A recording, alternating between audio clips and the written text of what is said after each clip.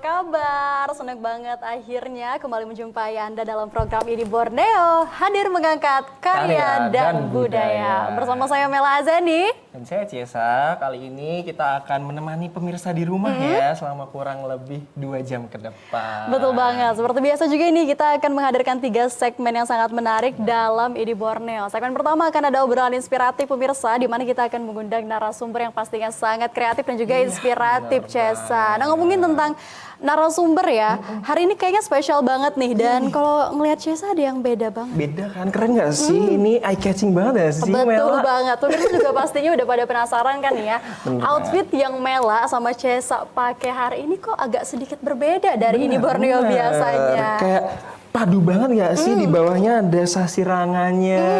Terus habis itu di atasnya kayak keren aja gitu ya.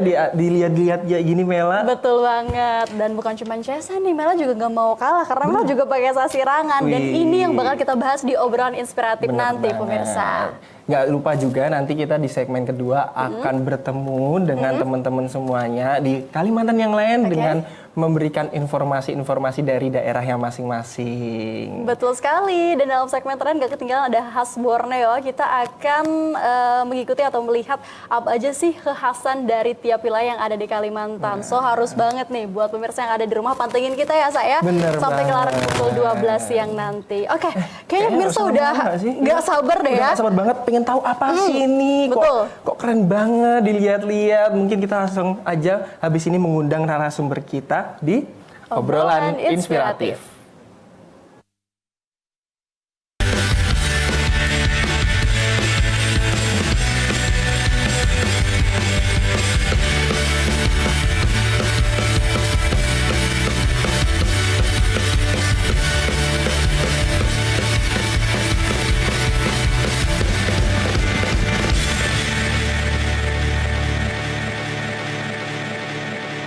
Oke, kita udah masuk ke dalam segmen obrolan inspiratif. Dan seperti yang udah kita bahas tadi ya, saya kita udah kasih spoiler tipis-tipis nih ke pemirsa.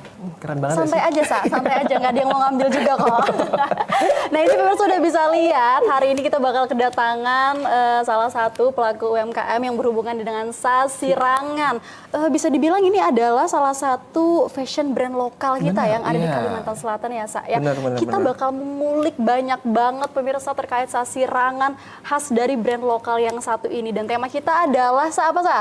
Tema kita kali ini adalah fashion lokal go internasional, pemirsa. Keren banget ya sih? Bisa bayangin nggak fashion lokal tapi udah go internasional? Udah sampai ke negara-negara luar, Mela. Betul banget. Wah, jadi makin penasaran nih, kita panggil sekarang deh ya. Boleh, langsung kita panggil aja Kak Riza Aspihani.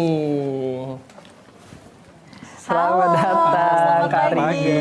Pagi. Selamat pagi, Pak. Silakan duduk. Apa kabar, Pak Riza? Alhamdulillah baik hari ini ya. Ini panggilannya apa nih? Bisa kakak juga boleh, mas juga boleh. Oke. Asal jangan dipanggil yang aneh-aneh aja. Saya jangan dipanggil aneh ya. Gimana? Pak Riza, hari ini kita tiga-tiganya matching ya? Warnanya aja yang beda nih. Iya. Kali ini kita menggunakan warna alam ya, sasirangan beda dengan yang lain ya. Betul sekali. Iya. Nah, ini juga nih harus kita highlight hari ini. Hari ini sasirangannya bukan sasirangan biasa. Oh, apa tuh? Karena kalau Kenapa biasanya tuh? kalau kita pakai sasirangan, mungkin kebanyakan ya, dan yang kita tahu dari dulu itu memakai pewarna sintetis ya, Pak. Tapi punya Pak Riza ini berbeda, Sa. Karena katanya diwarnain pakai warna alam. Maksudnya apa tuh? Oke, kayaknya buat awal-awal kita mau tanya terkait ini dulu deh, Pak Riza. Brandnya mungkin ya? Kenapa? Dari kapan? Betul. Nah, dari kapan nih menggeluti dunia sasirangan ini? Betul, bisa deh diceritain ke kita semua, Pak Riza. Baik, mungkin kita sedikit bercerita ya tentang brand yang kita jalani hingga sekarang. Awalnya dulu kita brand itu namanya K7 Sasirangan ya. Nah, setelah berjalan itu tapi kita fokus di warna-warna sintetis dulu. Iya. Setelah itu kita ikut ada beberapa kali namanya kalau di tingkat kota itu mungkin kalau enggak bulan ini bulan depan itu digelar artinya lomba desain motif sasirangan untuk tingkat kota. Itu kalau menang itu nanti dilanjutkan di tingkat provinsi lagi. Kita ikut beberapa kali, mungkin bukan rezeki kita. Di warna sintetis akhirnya kita belum masuk. Nah, kita melihat kompetitor selanjutnya di lomba berikutnya kita coba terobos dengan warna alam. Nah, ternyata Alhamdulillah masuk tahun kemarin, tahun 2020 kalau nggak salah kemarin. Iya. Nah dari situ kita juga menggunakan bahannya warnanya itu dari warna lokal sendiri yang tidak ada di daerah lain. Oke, Seperti contohnya kayak gergajian kayu ulin. Oh, itu cuma ada di Kalimantan ya? Iya, Nah, di Kalimantan. Ulin pun juga jadi Serbuknya. juga Iya. bahan berwarna juga nih. Baru tahu ya Mela ya kayak gini ya? Gimana caranya tuh bikin kayu jadi bahan berwarna Kayak gitu? belum kepikiran ya, ternyata udah Iya. ada kayak gitu. Dan serbuknya itu kalau di tempat kita ini kebanyakan malah dibuang gitu.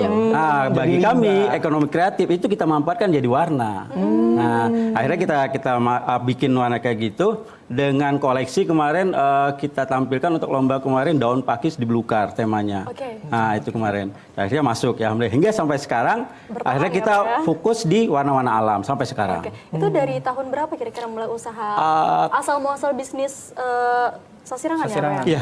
Tahun berapa itu kira-kira? Kalau mulai bisnis itu dari 2014 sebenarnya. Udah. Baru aja sebenarnya. Baru aja sebenarnya. Lama itu Bapak 10 tahun lebih Iya. ya Pak ya? Iya, tapi kan ini ya Mela tadi Bapak kan ngomong kalau misalnya sebelumnya kan tetap menggunakan pewarna sintetis ya.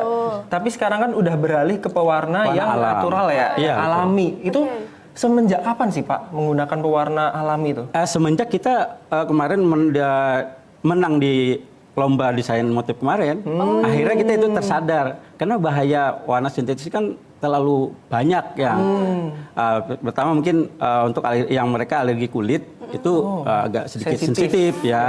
Dan yang kedua yang lebih jadi sorot sekarang limbahnya itu yang tidak terorganisir benar-benar gitu loh. Akhirnya kita coba fokus hingga sekarang di warna alam. Tapi Berarti apa full sih, ya Pak? itu ya, full jadi pewarna alam semua Iya, sekarang.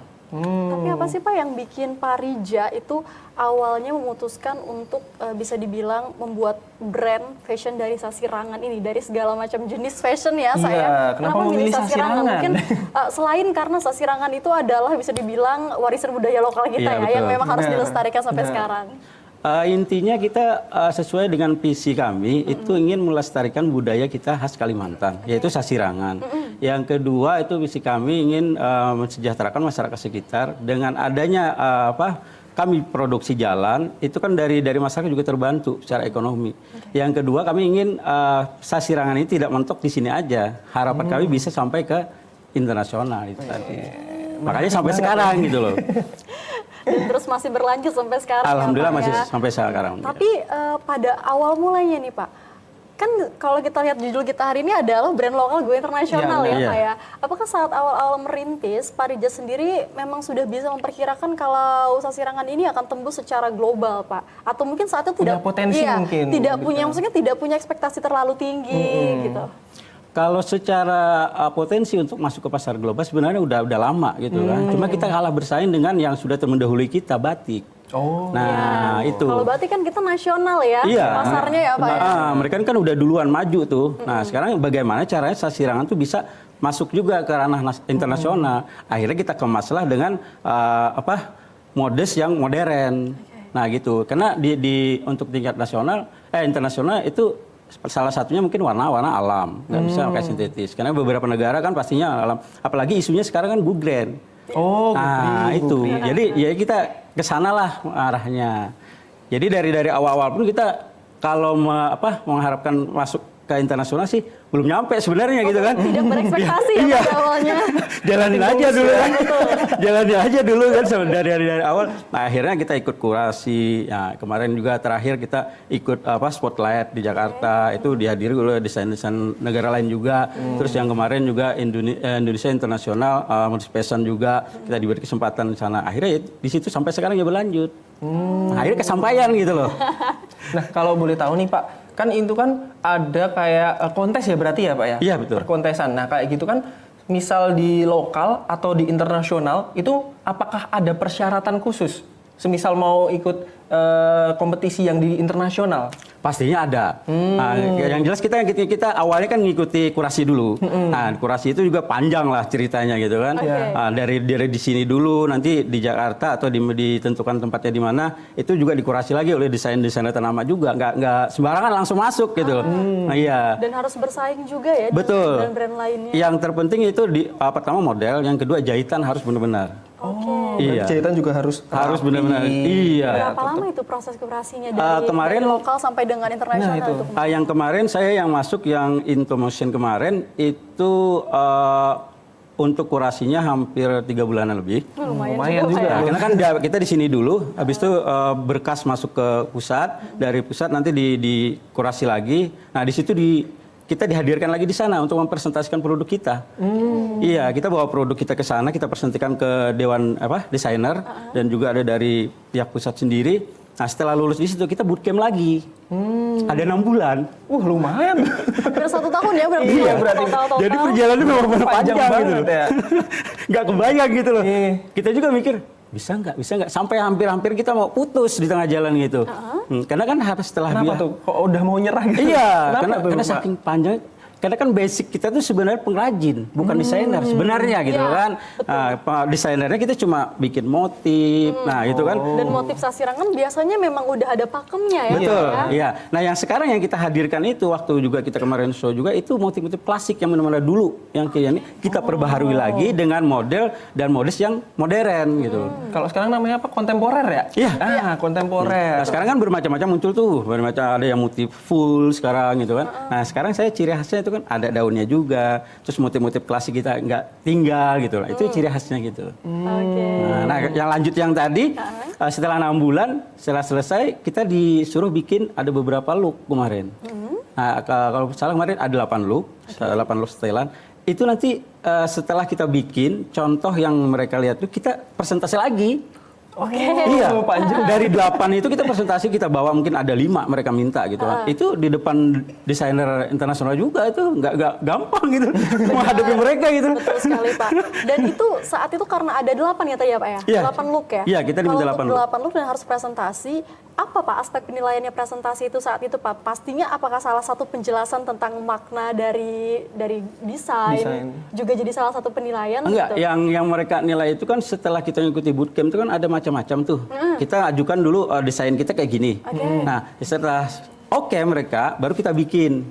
Nah, setelah kita bikin nanti mereka ngeliat lagi nih lewat Zoom dulu. Nah, setelah lihat Zoom kata mereka oke, tapi kita memang pengen melihatnya yang lebih fisiknya, offline nantinya kan.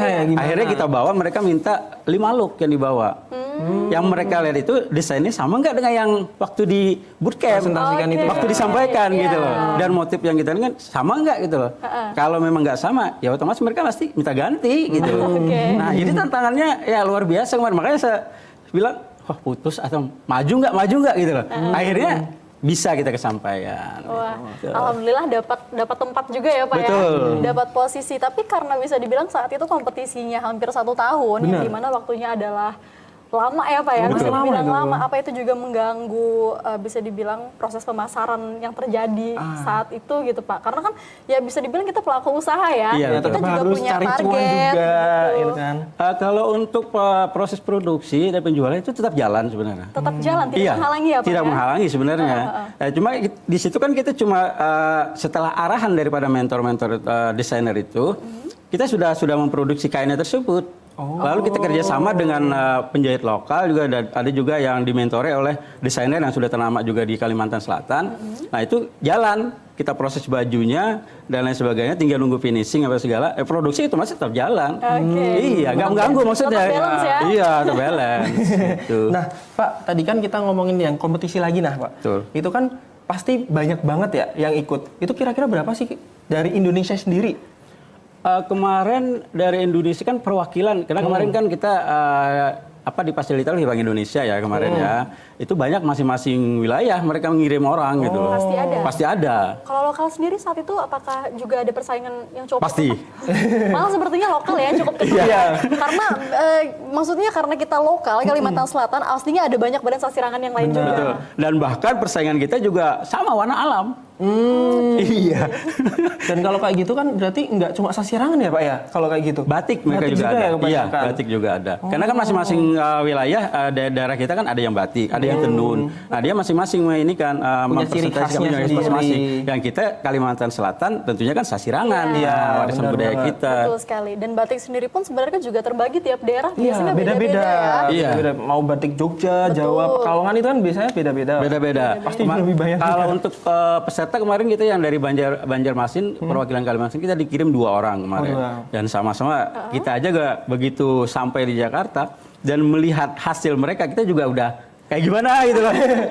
Gimana hasilnya jadi nanti setelah dikurasi desainer gimana gitu kan. Karena melihat sudah rasa down gitu. Minder jadinya bener. Apalagi melihat mereka di daerah lain yang pengrajin mereka sudah desainer, mereka sudah pengrajin. Nah, itu kita cuma pengrajin gitu loh. Nah, titik baliknya nih Pak. Kan pas itu pasti ngerasa minder nih, Bapak. Nah, itu gimana sih cara buat step up buat biar bisa tetap, wah aku bisa nih, tetap bisa nih. Itu gimana Pak? Pas itu? Pastinya kita harus tetap percaya diri ya.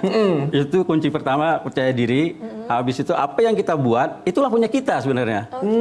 Jangan melihat punya orang lagi. Fokus ya Pak ya? Fokus jadinya. Kalau kita melihat punya orang, ya pastinya nggak bakalan fokus nanti menjawab semua pertanyaan yang dilontarkan Dewan Juri. Iya. Intinya fokus ke diri sendiri dan Pasti. percaya diri. Itu Iya, kuncinya. percaya diri. Kenapa kamu mau ikut berkompetisi juga nih? Oh enggak, nanti besok aja lah. Belajar dulu nih sama Iya. Pak Rija. Oke, Pak Rija, berarti kalau bisa kita bilang brand Sasirangan punya Pak Rija ini secara internasional bisa dibilang bagian fashion show-nya ya Pak ya, di mana sudah diperagakan di kancah internasional. Orang-orang luar Indonesia sudah melihat bagaimana bentuk fisik dari Sasirangan yang Bapak buat gitu. Nah, tapi kalau untuk penjualannya sendiri Pak, sampai sekarang apakah memang sudah punya target internasional atau mungkin sampai sekarang masih kita fokus lokal aja dulu? Kalau untuk target ke internasional ekspor ya, kita juga kemarin sudah ada kayak kurasi lagi untuk kedepannya bisa ekspor ya, mudah-mudahan bisa tercapai. Cuman ada tantangan di ekspor tersebut nantinya gitu yang perlu kita lewati. Harapan kami sih kayak gitu. Artinya kita tidak main di lokal aja, di nasional aja. Karena kan sudah penjualan kita untuk sampai sekarang sudah di lokal sama nasional sebenarnya gitu. Tapi penjualan lokal dan nasional sampai sekarang cukup stabil Pak? Mungkin karena melihat kondisi perekonomian juga sekarang itu agak sedikit menurun. Iya. Dibandingkan beberapa tahun sebelumnya Betul. berarti. Iya. Tapi sudah punya cukup pasar yang luas ya. Sudah. Di luar Kalimantan udah sampai Pulau Jawa, Pulau Sumatera, Papua. Wih, bahkan sudah sampai Papua. Keren banget. Pemesanan dalam jumlah besar atau mungkin satuan biasanya Pak? Karena kan luar pulau ya. Iya benar. Kemarin itu kalau satuan sih nggak juga, ya cukup lah kemarin itu kan ada beberapa piece yang dikirim ke sana gitu. Nah itu. Tapi kalau gitu, berarti apakah di luar Kalimantan itu udah ada kayak resellernya gitu Pak? Ada. Oh, Iya. udah sampai mana tuh? Kita di Demak juga ada, di Surabaya juga ada, Jakarta juga sudah ada. Wih, keren banget ya. Benar, berarti benar-benar udah bisa dibilang udah sangat stabil ya kalau untuk pasar lokal dan Lokalnya juga udah nasionalnya stabil sendiri. banget. Dan sekarang bahkan menargetkan pasar internasional, tapi masih perlu waktu ya. Perlu Pak, waktu ya. lagi, perlu tahapan lagi ya harus kita lewati. Tapi sudah mulai diusahakan. Diusahakan. Nah, tapi kalau misalnya untuk pasar internasional sendiri karena Bapak bilang udah mulai diusahakan, artinya memang ada target atau incaran dari beberapa negara di luar negeri mungkin Pak? Pertama kita mungkin Jepang dulu ya. Karena Peminatnya banyak. Peminatnya lumayan Sepertinya karena gitu. kalau Jepang itu kan dia lebih identik warna-warna yang soft, terus lebih ke warna-warna coklat sama biru. Oke. Iya, makanya kita hadirkan sini juga warna biru juga ada, dan mbaknya juga warna coklat. Iya, warnanya kalau kata orang itu earth tone ya. Karton, kalau Gen Z kayak gitu ya, biasanya earth tone Warna kelam. banget. Dan kalau misalnya bagus ya kalau bisa menargetkan Jepang untuk pasar internasional pertama, karena Jepang sendiri itu bisa dibilang mereka sangat menghargai budaya. Iya, keseniannya kenceng banget di sana biasanya. Intinya mereka menghargai sustainable, Betul. yang berkelanjutan. Nah itu. Dan udah mulai dipersiapkan dari sekarang juga nih ya Pak ya. Iya. Harapannya bisa masuk. Oke, luar biasa. Udah banyak hal sekali yang kita bicarakan bersama dengan Pak Rija ya, Cek saya. Dimana tadi kita udah mendengar bagaimana asal muasal kenapa Pak Rija memilih Sasirangan. Lalu juga bahkan dijelaskan terkait tentang bahwa pewarna yang dipakai itu bukan pewarna sintetis lagi sekarang, tapi sudah beralih ke pewarna alam. Nah, yang bener dimana banget. ternyata keputusan itu bukan hanya keputusan asal ya Pak ya, tapi dari beberapa pertimbangan juga. Ya, mungkin nanti habis ini kita akan cari tahu ya gimana sih cara membuat batik Sasirangan yang menggunakan pewarna alami ya. Betul. Tapi setelah yang berikut ini tetap di Ini Borneo.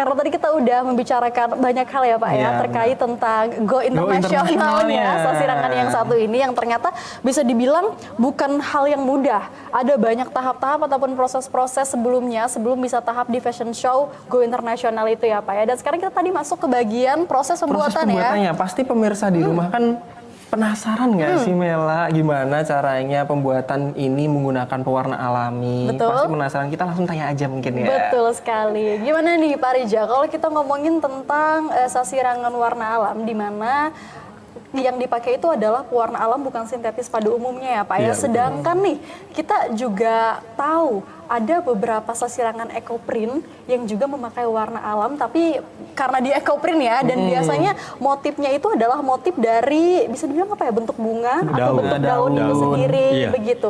Nah, apa sih yang membedakan itu sebenarnya Pak, sasirangan ekoprint dan juga sasirangan warna alam ini? Padahal mereka sama-sama memakai warna alam ya. Warna alam gitu. Betul.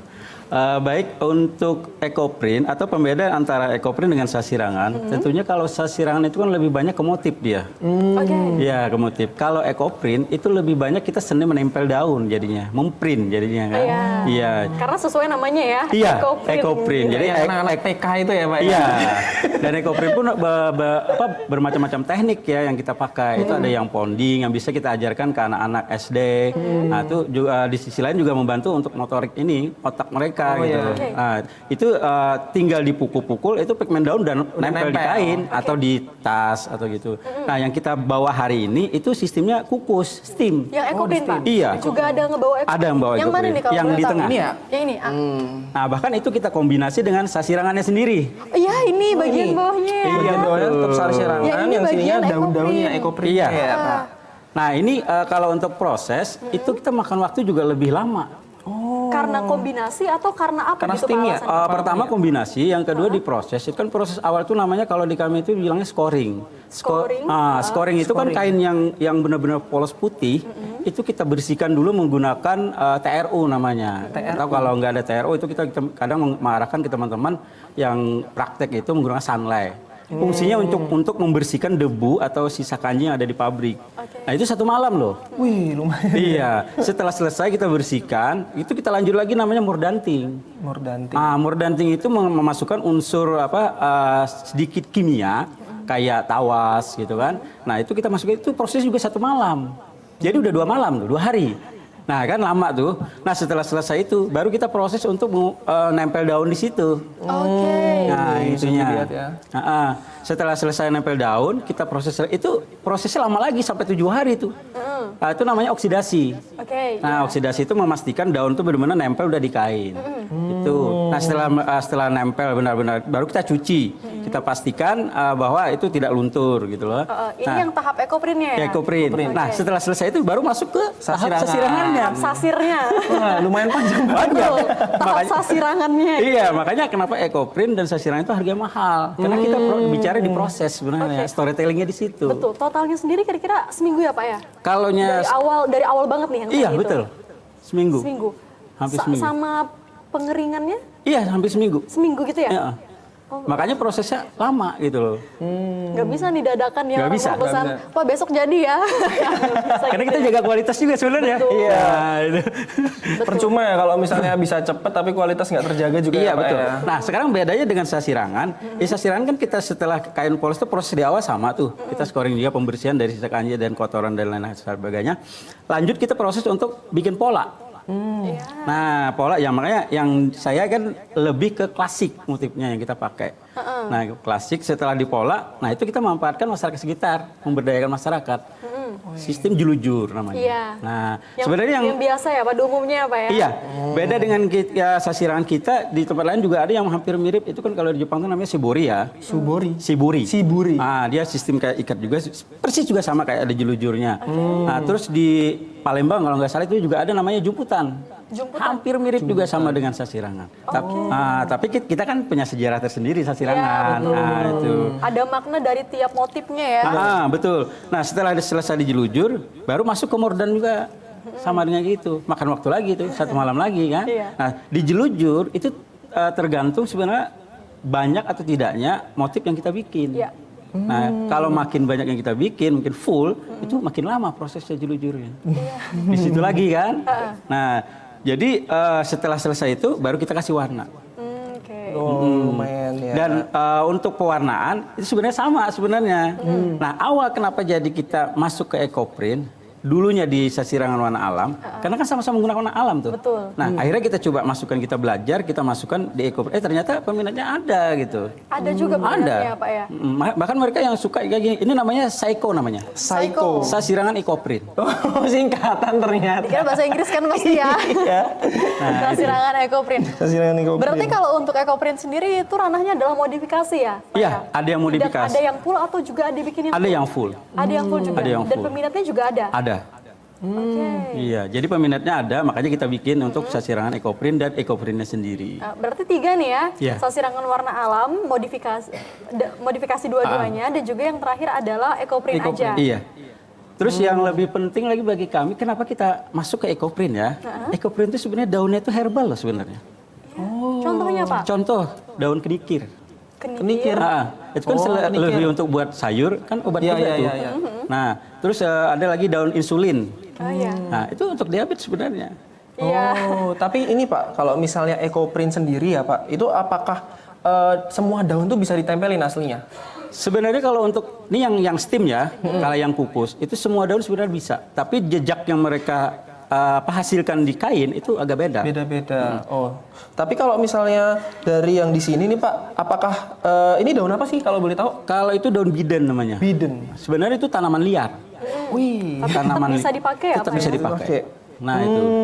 Tapi kalau kayak gitu berarti ada apa ya tingkatannya Pak? Yang pertama tuh kayak yang lebih bisa nempel atau Iya. gimana? Itu pasti dipilih kan Pak? Pasti. Oh. Kita ada referensi tersendiri untuk daun-daun yang benar-benar bisa menghasilkan waktu kita EcoPrint. Contoh kayak mungkin kita tahunya Kalpataru itu kan untuk apa ya? Trope ini ya, kebersihan ya atau gimana? Kalpataru. Kalpataru. Ya, Kalpataru ya. Nah, sekarang kita lihat daunnya, oh ternyata kayak gini daun Kalpataru itu. Kita proses di EcoPrint, bagus. Masuk hasilnya. juga gitu ya Masuk. motifnya kalau disambungin sama Sasirangan. Iya, betul sekali. Dan karena warna alam, nah hasil dari EcoPrint ini biasanya kan yang namanya bunga ya Pak ya, dan juga dedaunan. Iya. Itu warnanya tidak akan sengejreng ketika kita pakai warna sintetis Sintetis, yang bisa betul. kita pilih sendiri. Gimana Pak untuk bisa dibilang bagaimana cara mengakali hal tersebut gitu ketika Biar kita bisa ingin masuk juga. betul ketika kita ingin warna merah gitu, tapi ternyata tidak seterang itu gitu. Atau sebenarnya itu mungkin bisa jadi sebuah ciri khas gitu. Untuk warna ya memang tantangan bagi kami di Sasirangan Warna Alam, khususnya untuk di pewarnaan. Pertama, warna juga terbatas.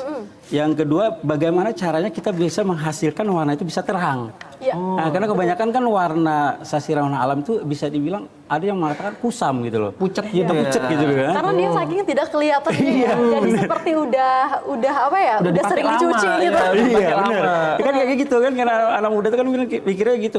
Sasirangan Warna Alam ini kusam warnanya. Nah, makanya kayak gimana caranya sih agar warna alam itu warnanya bisa ngejreng. Contohnya kayak gini. Yang ini ya? Ini yang ini. Ini juga warna baru yang kita Bener ya, pakai. biasanya kalau warna alam itu ya dia jatuhnya kayak gini. Iya. Dia kayak bercak-bercak gitu ya, Pak ya. Tapi kok bisa jadi dapat yang terang, Pak? Ada triknya nih? Caranya. Pastinya ada triknya, ada rahasianya. Boleh nggak? Boleh nanti kita bagi. Nanti kompetitornya tahu nih. Rahasia dapur itu. Terus untuk warna yang pink, mungkin merah gitu ya. Itu sebenarnya kalau mungkin kita nggak tahu triknya, ya mungkin warnanya itu tadi Akan sangat kalem. akan sangat kalem, karena kalau di warna-warna itu terbuat dari secang ya. Oh, kalau iya, tahu secang, secang tahu kan? Iya, yang biasanya kalau dulu saya tuh buat cupang tuh. Bisa kayak gitu, iya. Bisa kalau sehat. itu ada saya bawa contohnya kayu secang ya, yang warna Iya. yang merah kayak nggak salah itu. Yang paling ujung. Oh ini paling ujung paling ujung. serbuk-serbuknya ya, Pak Iya, ya? ini nih. Nah, itu Serbuk warnanya. Nah, itu. Nah, kayak gini memang. Nah, ini kayu secang. Kalau kayu secang itu kan bisa dibuat minuman juga tuh. Kalau di tempat lain tuh namanya Ada wedang ungu. Betul. Nah, itu biasanya wedang betul, ungu. wedang ungu. Kamu suka minum ini berarti? Wah, itu sehat itu, Mela. Iya. Nah, itu kita pakai untuk warna alam. Tapi ada triknya tersendiri agar warna itu benar-benar bisa menghasilkan warna merah ataupun pink. Iya. Nah, contoh seperti ini kita bawa juga hasilnya ya. Nah, ini Warna- ada yang menarik nggak sih? Yang warna pink. Oh, yang warna pink. Yang Yang warna mana pink nih? itu ya? Ini ya, Pak ya? Ini yang di depan hasil ini. ini ya. Hasilnya. Hasilnya. Oh, ini hasilnya. Ini nih. Kayak gini Pak, berarti pakainya warna? Yang mana ini ya Pak ya? Yang ini. Oh ini. Yang secang. Oh, kukira malah merah. Enggak. Jadi awalnya memang merah. Setelah kita Nggak proses. dicampur apapun. Enggak. Ada tipsnya tadi Maksudnya merah. selain warna alam ya, kalau dicampur warna alam lain nggak apa-apa gitu. Kita murni menggunakan warna alam.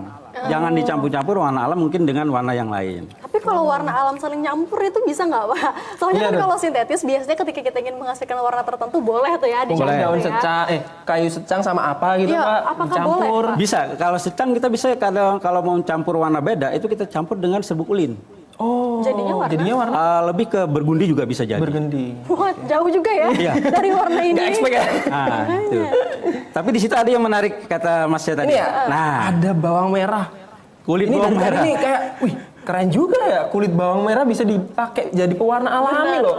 Kepikiran nggak sih? Makanya ini kan biasanya bisa dibilang adalah limbah ya Pak. Limbah. Kita Limbah masak di dapur. dapur. Limbah dapur ya. Benar, ketika kita masak di dapur, pemirsa habis motongin bawang dikupas Iya, dulu ya, dibuang langsung. dibuang langsung. Kita mana kepikiran kalau hal-hal kecil kayak gini bisa Jadi pewarna alami. Jadi pewarna alami ada gunanya yang benar-benar sangat bermanfaat ya, dan bahkan hasilnya itu jadi baju. Iya. Dan pastinya Jadi punya nilai baju. jual nggak sih? Betul. Nah. Dan bukan hanya nilai jual biasa, tapi tinggi ya nilai jualnya. Wah ini bagus banget nih buat ibu-ibu di rumah mungkin yang bingung Iya. mau ngapain, tapi effortnya juga luar biasa sih pemirsa. Iya, dengan tadi disebutkan apa namanya caranya panjang banget, waktunya, effortnya pasti banyak banget kan Betul Mela. sekali. Nah gimana nih Pak Rija ngejelasin tentang bawang merah ini Pak? Iya, bisa jadi pewarna. Bawang putih juga bisa temennya. Iya. Gimana itu Pak? Kalau untuk bawang merah itu kan lebih warnanya ke ini ya, ke mirip-mirip bergundi juga gitu. Jadinya sama persis. Iya, enggak juga. Enggak juga. Dia lebih tipis warnanya. kan lebih kalem lebih gitu kan soft ya, gitu lebih ya. soft. Warnanya lebih soft. Jadi sebenarnya warna alam itu ada di mana-mana sebenarnya. Tinggal kita mau explore. Iya, mau Bagaimana nyari kita nggak? mau explore, mau gimana gitu kan. Nah, contohnya itu tadi, ternyata bumbu dapur bisa jadi warna alam. Hasil limbah dari bumbu dapur. Bukan hanya bunga ya Pak ya, tapi Iya. sayur pun juga bisa. Bisa. Sayur lain ada yang bisa juga nih, jangan-jangan. Daun pastinya. Oh, ada daunnya. takut aja tiba-tiba pakai seledri kan.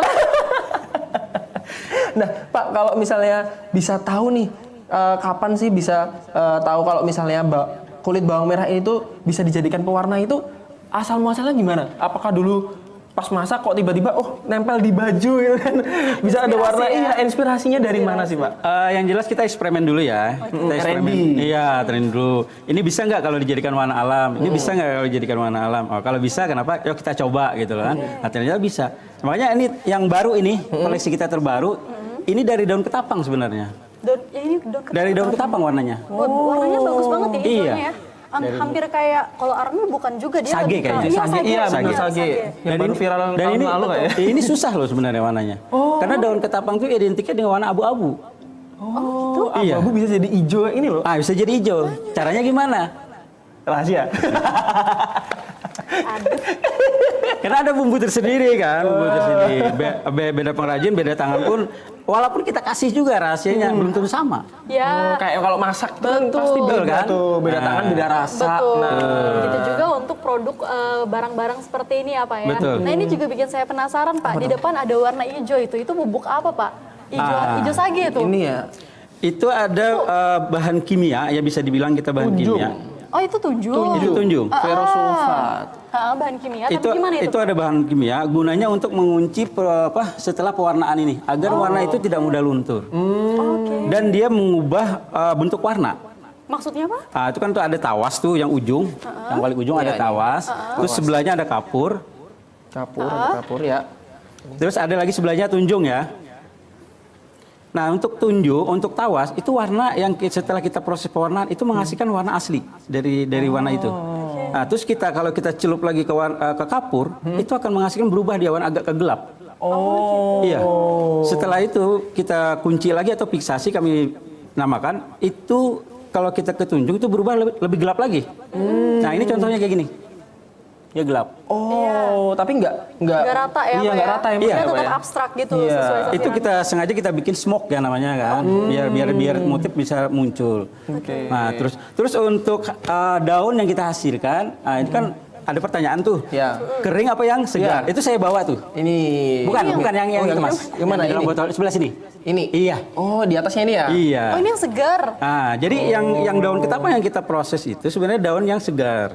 Kayak gini nih. Jadi kalau secara ukuran 1 kilo daun ketapang itu airnya 10 liter. Oh, ada ukurannya sendiri Ada. kayak gitu. 1 kilo tapi apa ya? Lumayan juga tuh. Ya, 1 liter. Nah, terus airnya nanti kita susutkan sampai jadi 8. Nah, berarti kita saring, kita proses. Setelah itu hasil limbahnya itu nggak kita buang langsung. Ini kita proses dulu nih. Oh, yang Yang mana Pak? ini apa ya? Yang di dalam. Oh, ini hasil dari setelah diproses ya, Pak? Iya, Warna kita ngambil gitu ya? sarinya tadi kan. Nah, nih hasilnya kayak gini. Baru kita Jadi buang kering kayak gini.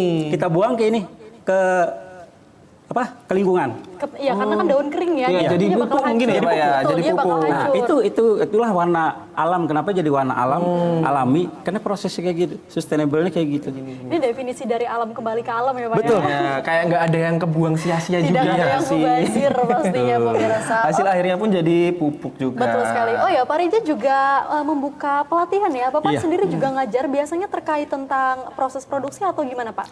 Yang jelas kita di proses produksi ya, bagaimana kita intinya tadi kan sesuai misi kami kan, Iya. untuk melestarikan budaya khususnya Salah- Sasirangan. iya, salah satunya ya, Pak, satunya. ya. Nah, kita ngajarkan di Sasirangan, tapi mengarah ke warna alam. Oke. Nah, terus yang kedua juga ekoprint juga. Juga ya Pak ya. Nah, ya, jadi kadang kita ada dipanggil baik di sekolah dasar, SMP dan lain sebagainya, dan juga ada kadang perusahaan. Nah, kita ngajarkan yang Sasirangan warna alam. Oke. Oh, menarik ya Dan jadi. pelatihan ini juga karena udah dipanggil di mana-mana ya Pak Iya. ya. Apakah itu juga, maksudnya kan kadang buat ibu-ibu pengen membuka usaha pada umumnya juga pernah melatih mereka Pak, para ibu-ibu ini?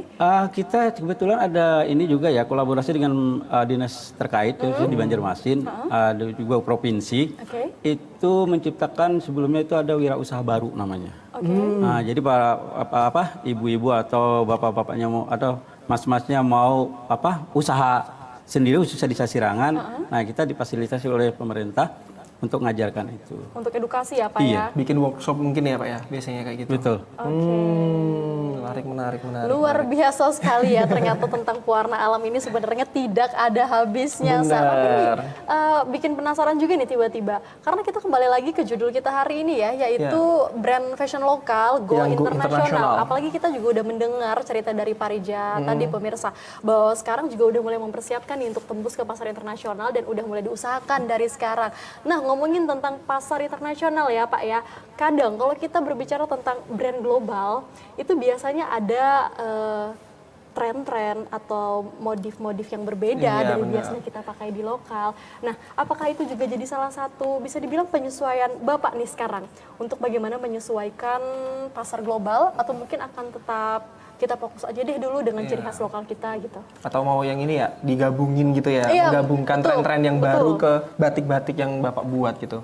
Oke, untuk bisa menerobos pasar lokal ya, global ya. Ya, global. Makanya yang sebelumnya kita ikut kurasi itu kita udah diarahkan sebenarnya. Oh, juga udah ada pengarahan? Udah pengarahan. Berarti udah mulai dipikirkan Ya, nih? yang bootcamp kemarin kan, Ada itu udah diarahkan. kisi-kisinya gitu ya, Iya, Pak? udah diarahkan. Untuk masuk ke pasar global siapa aja sih yang harus disiapkan? Produknya siapa? Yang gimana sih? Nah itu.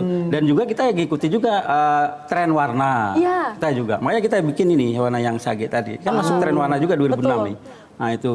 Jadi setelah kita dapat itu, ya kita menyesuaikan. Nggak bisa kita memaksakan produk kita harus kayak gini keluar, nggak bisa, nggak jalan. Karena kan siapa tahu mungkin kita pengen, aduh kita pokoknya tidak akan mengubah ciri apapun Ya, dari Iya. idealis gitu ya mungkin ya. Tapi ternyata memang harus menyesuaikan juga Pak. Menyesuaikan juga. Makanya sekarang kita di produk kami juga udah sekarang mulai berubah kan, seperti saya pakai Iya, kan. Iya, ini Kita udah bomber, Pak. Ini menggabungkan bomber ya. bomber. Itu kita udah mulai kombinasi sebenarnya gitu loh. Oh. Dan juga zero waste kita udah kita munculkan. Di situ kan saya siranginnya dikit yang kita pakai. Iya, Di sini iya. kan kita full ya, kita Iya. variasi ya.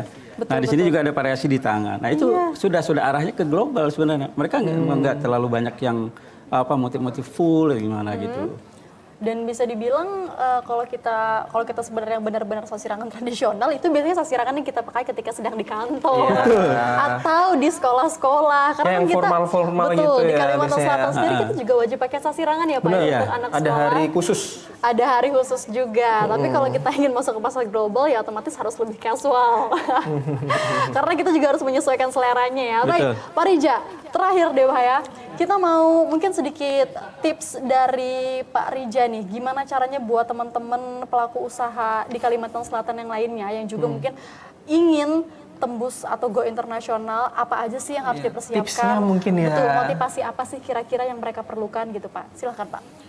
Baik, untuk tips ya atau bisa masuk ke pasar global, mungkin salah satunya kita harus melihat dulu pangsa pasar dulu nih. Oke. Pangsa pasar kita lihat. Terus yang kedua model yang mereka inginkan yang kayak gimana sih? Jangan kita yang kita sampaikan sebelum tadi memaksakan produk kita ya harus kayak gini kita masukkan ke sana gitu loh. Nah itu. Terus yang kedua kita jaga kualitas. Oke. Nah kualitas penting sekali kualitas. Setelah kita mungkin melakukan proses di awal, setelah jadi ataupun kita masuk ke pasar global dan jadi proses kualitas kita berubah gitu loh. Itu akan sangat berdampak lagi ke kita. Terus yang selanjutnya, mungkin di sini sudah ini kan ya. Sasirangan itu sebenarnya bukan sekedar cuma selembar kain gitu kan. Tetapi itu sebenarnya kan identitas atau kebanggaan kita orang Banua sendiri. Betul. Nah, kalau kita tidak menjaganya siapa lagi? Benar. Terus yang kedua, yuk kita dukung sustainable keberlanjutan khususnya untuk di warna alam. Mungkin itu sih tipsnya. Oke, luar keren biasa. banget ya. Pak Rija, terima kasih kita udah dapat insight baru nih terkait tentang sasirangan warna alam di mana ternyata ini benar-benar sangat mengagumkan ya. Bener banget. Kita udah diceritain bagaimana proses perjalanan dari Pak Rija sendiri Yang mengurus banyak hal. kita banget nggak sih? Mengurus banyak hal sampai bisa tahap go internasional dan juga bahkan proses pembuatan pun kita udah diajarin tipis-tipis tadi ya. Semoga ini bisa jadi insight baru juga buat teman-teman pelaku UMKM di rumah. Dan Pak Rija sekali lagi terima kasih sudah mampir di Borneo. Baik, pemirsa kita akan kembali lagi usai jeda dalam segmen selanjutnya ya saya. Ya, kita akan bertemu dengan teman-teman untuk memberikan informasi-informasi dari daerah Kalimantan yang lainnya. Dan jangan kemana-mana, tetap di Ini Borneo.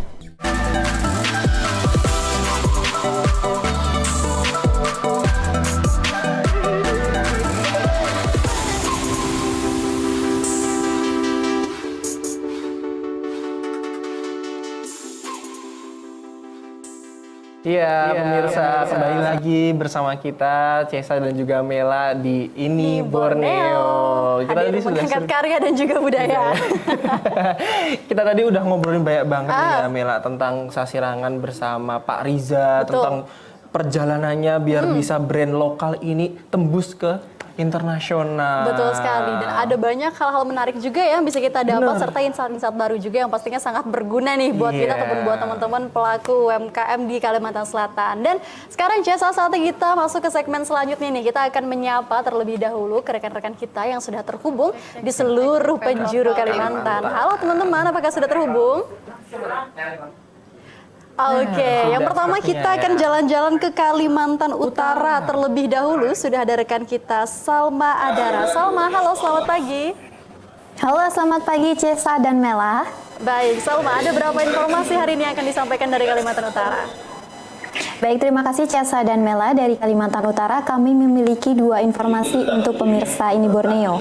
Informasi pertama, status internasional dipulihkan, Bandara Juanda Tarakan bidik rute Malaysia dan Cina. Dan informasi yang kedua, BPPD Kaltara perkuat penanggulangan bencana terintegritas lewat Rakorda 2026. Iya, terima kasih Salma. Nanti kita akan mendengar informasinya ya Mela ya. Setelah dari Kaltara kita mungkin akan ke Kalimantan Tengah ya Mela. Di sana ada Jessica Maria. Halo Jessica Maria. Halo Cisa dan juga Mela. Ya, kira-kira gimana kabarnya Mela? Gimana kabarnya Jessica? Kabar baik luar biasa. Gimana Cisa dan Mela kabarnya? Ya, alhamdulillah ya. Kita di sini juga baik-baik saja. Ada Betul informasi sekali. apa aja nih Jessica dari Kalimantan Tengah? Ya, dari Kalimantan Tengah kami akan membawakan 2 informasi. Informasi yang pertama mengenai modus transaksi jual beli kendaraan secara online, dan informasi yang kedua suasana antrian kendaraan di sejumlah stasiun pengisian bahan bakar umum di SPBU Kota Palangkaraya. Oke, baik, terima kasih Jessica. Sekarang pemirsa dari Kalimantan Tengah kita beralih ke Kalimantan Barat. Sudah ada rekan kita Indah Alinda. Indah, selamat pagi. Halo, selamat pagi Mela dan Cesa. Baik, Indah, ada informasi apa aja nih hari ini dari Kalimantan Barat? Ya, seperti biasa dari Kalimantan Barat juga ada 2 informasi yang akan kami sampaikan. Informasi yang pertama ini mengenai pembagian telur Paskah oleh Gereja Katedral. Dan informasi lainnya ini mengenai semarak bola di Car Free Day Kota Pontianak. Wih, menarik banget ya Betul. Mela. Ya, terima kasih Indah. Nanti kita akan mendengar informasinya dari Kalimantan Barat juga. Sekarang kita beralih ke yang terakhir nih, ada Kalimantan Timur. Di sana ada Afifah Asma. Halo Afifah Ya, Asma. baik. Selamat Halo pagi. Cesa dan Mela, selamat pagi. Ya, ada informasi apa nih dari Kalimantan Timur? Baik, dari Kalimantan Timur kami sudah menyiapkan 2 informasi menarik untuk pemirsa ini Borneo. Di antaranya akselerasi pajak air permukaan lewat strategi hulu hilir. Kemudian ada informasi terkait penguatan kesehatan dan keamanan calon jemaah haji Kalimantan Timur. Baik, oke, terima kasih Afifah. Nanti Afifah dan juga teman-teman yang lain akan kita hubungi lagi ya untuk menyampaikan informasi selengkapnya pemirsa. Dan gak ketinggalan juga nih, Kalimantan Selatan juga akan menyampaikan 2 informasi menarik. Selengkapnya akan kami hadirkan dalam segmen Lintas Borneo.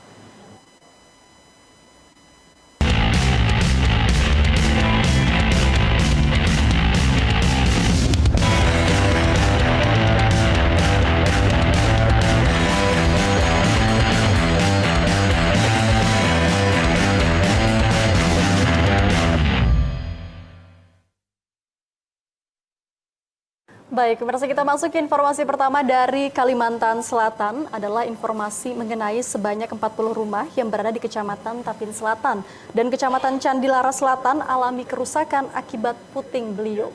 Rata-rata kerusakan rumah warga yakni atapnya yang terangkat. Berikut informasi selengkapnya. Warga di 4 kecamatan yang ada di Kabupaten Tapin dikejutkan dengan musibah angin puting beliung. Untuk Kecamatan Tapin Selatan ada 16 rumah yang rusak, 3 rusak berat. Kecamatan Candilara Selatan ada 19 rumah rusak dan 16 rusak berat. Kecamatan Tapin Utara fasilitas umum mal pelayanan publik dan Kecamatan Bungur atap bangunan PAUD. Untuk total kerugian sendiri mencapai ratusan juta rupiah. Dan saat ini warga bergotong royong untuk memperbaiki atap yang rusak dengan terpal. Salah seorang warga, Rusman, mengatakan kejadian angin puting beliung pada jam 16.30 WITA tiba-tiba langsung menerbangkan atap warga. Lewat seperapat itu langsung angin dari arah sana. Sudah dari arah sana langsung menghantam rumah aku ini dah. Pemulaan lah kan lah. Pemulaan karena karena itu kalau hampir talinya masuk ke dalam kamar. Tapi alhamdulillah mukanya ini berbuka. Lalu angin itu taruh dari sumber talus tuh langsung ke sebuah rumah ini. Oh, ini nang 100% lah. 100% karena sesudah itu karena kalau angin yang tadi itu merabahakan ke pohon kayu. Oh, nah itu bang yang langgar apa segala macam tuh apa nangkana tuh? Tembe. Oh, tembe lah. Kabid Kedaruratan dan Logistik BPBD Tapin Mardiansah mengatakan terkait puting beliung selama 2 hari ini ada 40 rumah yang terdampak, 19 rumah mengalami kerusakan berat. Yang terdampak pada saat hari ini yaitu ada beberapa, satu Kecamatan Tapin Utara yaitu pelayanan publik, dan juga yang kedua Kecamatan Tapin Selatan dan juga Bungur, terakhir Kecamatan Candilara Selatan. Itu jumlah yang terdampak itu bervariasi. Ada yang 1 buah rumah, ada juga yang beberapa jiwa, yang paling banyak yaitu di wilayah Kecamatan Candilara Selatan. Rata-rata apa kerusakannya nih Pak? Untuk rata-rata kerusakan di wilayah Tapin Selatan yaitu ada rumah yang atapnya terlepas dari fondasi rumahnya, dan juga wilayah Bungur juga ada beberapa, dan juga yang paling banyak di Kecamatan Candilara Selatan ini yaitu ada beberapa rumah yang roboh akibat angin puting beliung. Warga diimbau agar dapat berhati-hati khususnya di area pemukiman penduduknya yang jarang karena rawan angin puting beliung. Baik pemirsa, beralih ke informasi selanjutnya. Para pekerja di Pusat Daur Ulang Sungai Gampa Banjarmasin terancam longsoran sampah kayu. Ya, material hasil pembersihan Sungai Martapura ini terus menggunung, tepat di samping area pilah sampah, membahayakan keselamatan para pekerja. Berikut informasi selengkapnya. Menggunung dan tak terolah, beginilah kondisi tumpukan material sampah di PDU Sungai Gampa Banjarmasin. Sampah ini merupakan hasil pembersihan Sungai Martapura yang didominasi ranting dan batang kayu. Kondisi ini kian mengkhawatirkan karena tumpukan berada tepat di samping area pilah sampah. Para pekerja mengaku beberapa kali material kayu jatuh dan nyaris menimpa mereka. Selain resiko longsor saat cuaca buruk, gunungan sampah ini juga memperburuk sirkulasi udara di lokasi kerja. Para pekerja berharap adanya solusi nyata untuk mengolah material ini sehingga mereka dapat bekerja dengan aman dan tenang. Khawatirnya kan di situ kan sudah lumayan meninggi, Mas. Nah, kalau dia bisa sih dikatakan atau ke pinggir akan lagi dari tempat hasil yang kami pilahan itu. Pokoknya longsor saat kami bekerja. Sangat khawatir Mbak, apalagi kan kita kada tahu nih posisinya, ini kan sudah lama juga nih, kita kada tahu di bawah ini pelapukan atau jabuk kan, kalau kita longsor ke bawah sini, kalau apakah ada tertimbun di sini. Cuma materi itu pernah ada kegugur Mbak, pas kita begawian dari atas itu kan kita kada tahu, tiba-tiba ada gugur ke bawah kayak itu, ada yang begawian itu kan takajut. Nah itu satu contohnya, nah kada tahu lagi ke depannya kayak. Hingga kini, pemerintah belum memiliki upaya relokasi atau pembersihan material tersebut. Para pekerja menunggu langkah nyata pemerintah sebelum jatuhnya korban jiwa. Baik, pemirsa, itu tadi dua informasi dari Kalimantan Selatan, dan sekarang kita akan beralih ke informasi dari rekan-rekan yang sudah siap di seluruh penjuru Kalimantan. Kita ke Kalimantan Utara, pemirsa, sudah ada rekan kita, Salma Adara. Salma, silakan dengan informasi Anda dari Kalimantan Utara.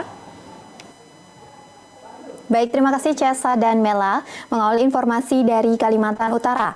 Setelah kembali berstatus bandara internasional, Bandara Juanda Tarakan mulai menjajaki pembukaan rute penerbangan ke luar negeri.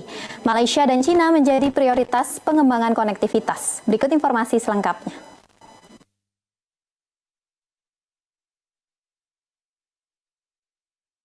Menteri Perhubungan Nomor 37 Tahun 2025. Kebijakan ini bertujuan memperkuat konektivitas wilayah perbatasan serta membuka akses penerbangan internasional. Saat ini, pengelola bandara tengah menjalin komunikasi dengan sejumlah maskapai untuk membuka rute internasional. Di antaranya AirAsia, Susi Air, Transnusa, dan MyIndo Airlines.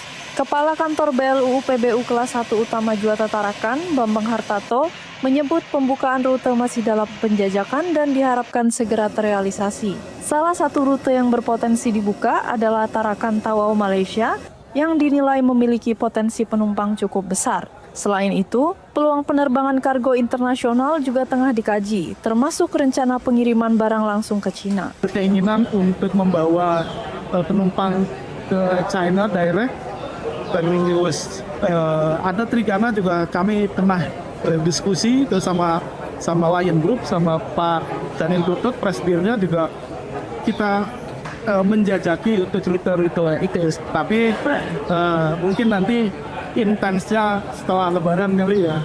Paling tidak masa sih nggak ada yang nyantol gitu kan. Nah, mestinya kan ada yang nyantol, baik itu yang passenger ataupun yang logistik, yang kargo, supaya internasionalnya jalan. Ya, kalau jalan, siapa tahu saudara-saudara kita next-nya mau liburan ke sebelah sana bisa. Pembahasan lanjutan ditargetkan dilakukan setelah periode Lebaran agar rencana pembukaan rute internasional dapat segera direalisasikan. Pengembangan rute internasional ini diharapkan dapat meningkatkan konektivitas serta mendorong pertumbuhan ekonomi di wilayah perbatasan. Siti Hardiani dari Tarakan melaporkan. Baik pemirsa, beralih ke informasi selanjutnya.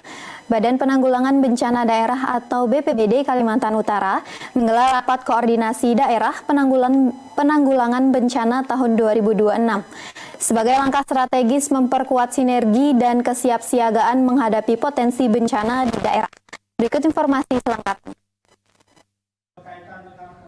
Rapat koordinasi yang berlangsung di Tarakan tidak hanya berfokus pada penanganan darurat, tetapi harus mencakup pencegahan, mitigasi, hingga pemulihan pasca bencana secara berkelanjutan. Hal ini disebabkan Kalimantan Utara merupakan daerah yang kerawanan bencananya cukup tinggi, terutama bencana hidrometeorologi seperti banjir, tanah longsor, cuaca ekstrim, serta kebakaran hutan dan lahan.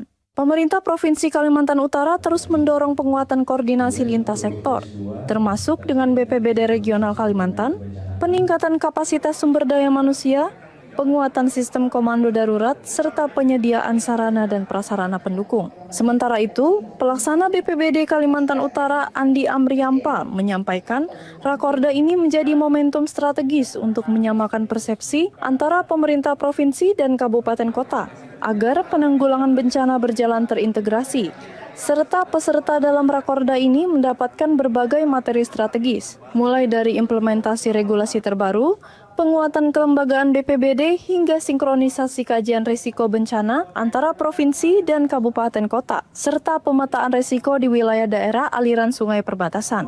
Melalui rakorda ini diharapkan terbangun sinergi yang kuat, serta langkah konkret dalam meningkatkan kesiapsiagaan dan kualitas layanan kebencanaan di Kalimantan Utara secara berkelanjutan.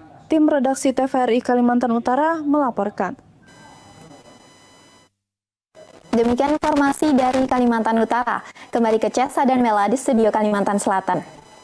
Ya, terima kasih Salma Adara dari Kalimantan Utara informasinya. Sekarang kita akan berlanjut ke Kalimantan Tengah. Di sana ada Jessica Maria. Silahkan informasinya, Jessica. Baik, informasi dari Provinsi Kalimantan Tengah. Polsek Pangkalan Banteng jajaran Polres Kota Beringin Barat mengungkap kasus tindak pidana penggelapan dengan modus transaksi jual beli kendaraan secara online. Kasus tindak pidana ini terjadi di Desa Karangmulya. Seorang pelaku yang diketahui merupakan residivis dalam kasus serupa diamankan setelah diduga melakukan penipuan terhadap korban. Pelaku awalnya menghubungi korban melalui media sosial dengan maksud membeli sepeda motor. Setelah terjadi kesepakatan, pelaku kemudian mendatangi lokasi untuk melihat barang. Namun, saat diberikan kesempatan mencoba kendaraan, pelaku justru membawa kabur sepeda motor milik korban tanpa melakukan pembayaran. Tersangka yang sudah kita amankan ini sudah membentuk jaringan dan merupakan residivis dari Kalimantan Barat yang datang melakukan operasi dengan cara jual beli kendaraan bermotor, dan setelah datang mengecek kendaraan tersebut, mereka melakukan pengecekan dan menggunakan kendaraan tersebut. Setelah itu tidak kembali ataupun langsung dibawa kabur. Demikian, terima kasih. Atas adanya kejadian ini, pihak kepolisian mengimbau masyarakat agar lebih berhati-hati dalam melakukan transaksi jual beli online, terutama dengan orang yang belum dikenal. Dari Kabupaten Kota Waringin Barat, Yepta, TVRI Kalimantan Tengah melaporkan.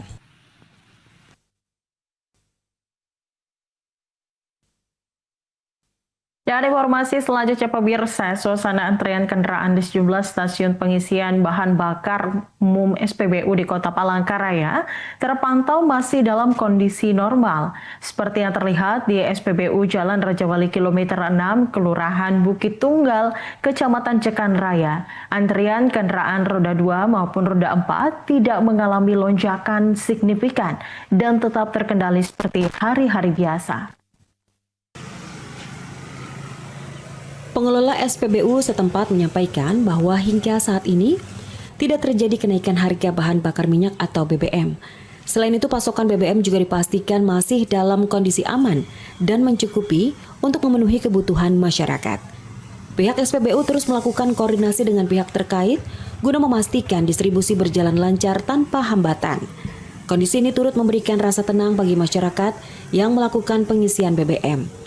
Warga mengaku tidak mengalami kesulitan berarti dalam mendapatkan bahan bakar, serta tidak perlu menunggu dalam waktu lama. Stabilnya situasi ini juga dinilai membantu menjaga aktivitas harian masyarakat tetap berjalan normal. Harapannya tidak naik. Orang-orang yang kurang mampu tuh bakal kemahalan. Tahankan, jangan naik dulu. Ya, alhamdulillah, kami lancar aja. Masyarakat pun mengapresiasi tidak adanya kenaikan harga BBM yang dinilai sangat membantu di tengah kondisi ekonomi saat ini dan berharap pemerintah juga pihak terkait dapat terus menjaga kestabilan harga serta memastikan stok BBM tetap lancar sehingga kebutuhan energi masyarakat di Kota Palangkaraya dapat terpenuhi secara berkelanjutan. Muhammad Harto dan Martimbo Tambunan, TVRI Kalimantan Tengah melaporkan.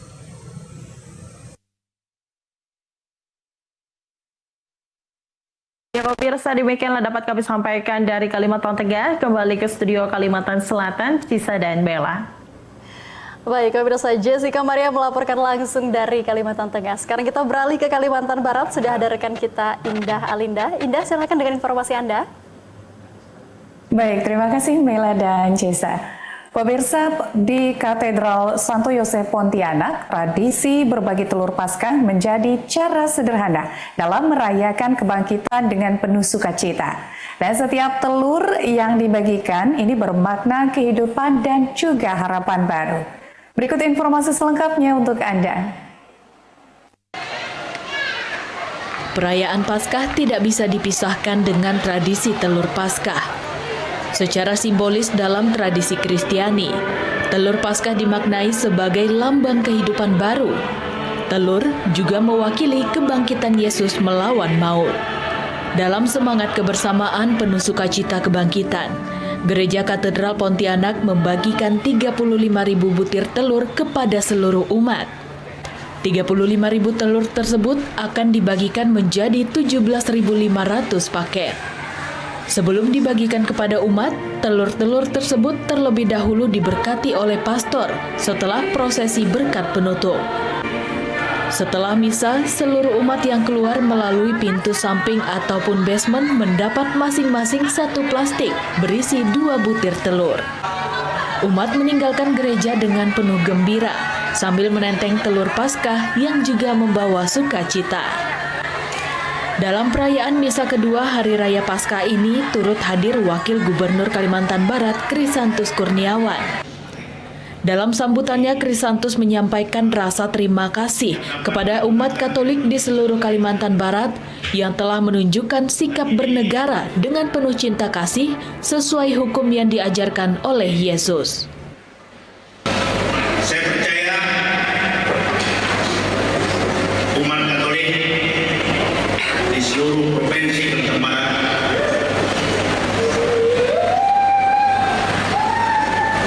bisa menjadi contoh, bisa menjadi teladan sebagai umat Katolik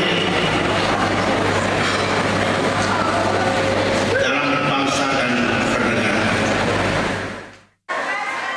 Bagi umat Katolik, telur menjadi simbol Paskah dengan makna mendalam. Cangkangnya yang keras melambangkan kubur yang tersegel, dan ketika cangkang itu retak menjadi lambang refleksi Yesus yang bangkit dari kematian, membawa harapan baru bagi umatnya. Sejalan dengan tema Paskah, gerakan misioner gereja dalam menghadirkan pengharapan, umat Katolik diajak berperan aktif dalam gerakan nyata bagi sekitarnya dengan semangat kasih Kristus yang bangkit. Tim Liputan TVRI Kalbar melaporkan.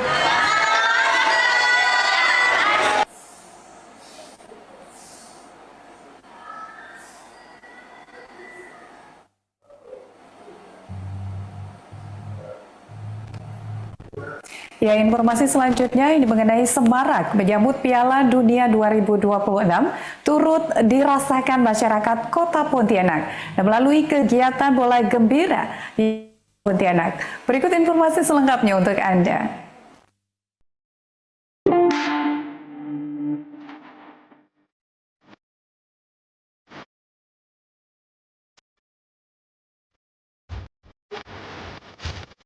Kegiatan bola gembira yang dikemas dalam bentuk fun walk berlangsung meriah di kawasan Car Free Day Kota Pontianak, Kalimantan Barat. Kegiatan yang bertujuan untuk mempromosikan siaran penyelenggaraan Piala Dunia di kanal TVRI ini mendapatkan antusias dari masyarakat pengunjung CFD. Sepanjang langkah fun walk, aktivitas interaktif bersama masyarakat melalui fun quiz menambah semangat kebersamaan serta kecintaan terhadap olahraga sepak bola.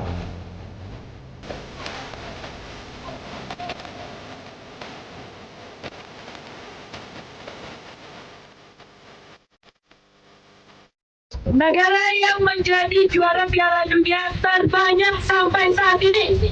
Brazil. Berapa kali? 5 kali. Betul! Terima kasih. 3 negara jadi tuan rumah Piala Dunia. Iya, jawab. Amerika, Kanada, Meksiko. Meksiko. Betul. semoga Piala Donatur ini bisa lebih meriah dibandingkan tahun kemarin, dan pihak yang menyelenggarakan dari TVRI Nasional dan TVRI Sport semoga bisa terus membaik dan makin banyak masyarakat Indonesia lebih tertarik dengan dunia sepak bola yang ada di internasional ini.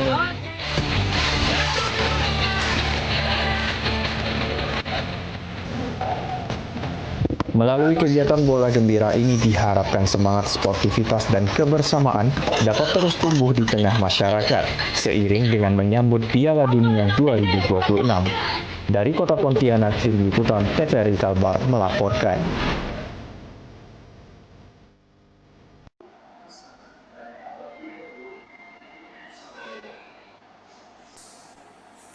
Demikian informasi selengkapnya dari Kalimantan Barat. Kembali ke Mela dan Cisa. Ya, terima kasih Indah atas informasinya dari Kalimantan Barat. Kita akan beralih lagi nih sekarang ke Kalimantan Timur. Di sana ada Afifah Asma. Silahkan informasinya Afifah Asma. Terima kasih Cesa dan Mela. Langsung saja kita ke informasi pertama. Pemerintah Provinsi Kalimantan Timur terus melakukan optimalisasi pajak air permukaan sebagai sumber pendapatan asli daerah. Namun dalam implementasinya, berbagai tantangan masih dihadapi di lapangan. Pemerintah Provinsi Kalimantan Timur menerapkan strategi menyeluruh dari hulu hingga hilir untuk mengoptimalkan pajak air permukaan. Langkah ini diperkuat dengan studi ke Sulawesi Barat guna mempelajari praktek peningkatan pajak air yang dinilai berhasil. Kepala Bidang Penerimaan Bukan Pajak Daerah Badan Pendapatan Daerah Provinsi Kalimantan Timur Maya Fatmini menjelaskan upaya itu tidak lepas dari berbagai kendala. Kondisi geografis Kalimantan Timur yang luas, jarak perusahaan yang jauh dari pusat pemerintahan, serta keterbatasan sumber daya manusia menjadi tantangan utama dalam pengawasan. Selain itu, keterbatasan sarana seperti belum tersedianya alat ukur penggunaan air secara menyeluruh turut mempengaruhi optimalisasi pajak. Meski demikian, pemerintah terus berupaya mengatasi hambatan tersebut melalui penguatan koordinasi dan strategi terpadu. Karena kondisi geografis Kalimantan Timur yang berat ya, terutama kemudian juga posisi perusahaan-perusahaan itu jauh dari ibu kota, perlu tenaga waktu kita untuk mendatangi dan kita tidak mungkin melakukan pengawasan 24 jam di sana, sehingga kita juga belum punya meteran untuk mengukur penggunaan air yang mereka gunakan dalam menggunakan air permukaan tadi. Dengan strategi hulu hingga ke hilir yang terus diperkuat, pemerintah Provinsi Kalimantan Timur optimis dapat mengatasi berbagai tantangan, sekaligus meningkatkan kontribusi pajak air terhadap pendapatan asli daerah. Lutfi Aziz dari Samarinda melaporkan.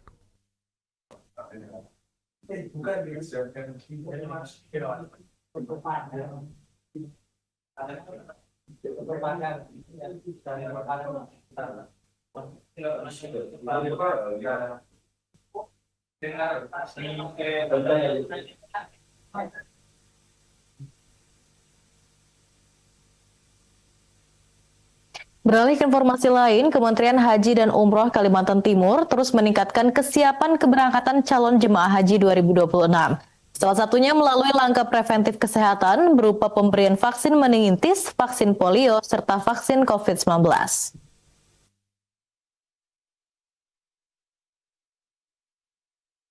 Kementerian Haji dan Umroh Provinsi Kalimantan Timur berkomitmen untuk menjaga keselamatan dan keamanan calon jamaah haji melalui berbagai langkah preventif kesehatan. Upaya ini dilakukan melalui screening kesehatan, pengawasan intensif, serta edukasi kebugaran sebelum pemberangkatan ke Tanah Suci.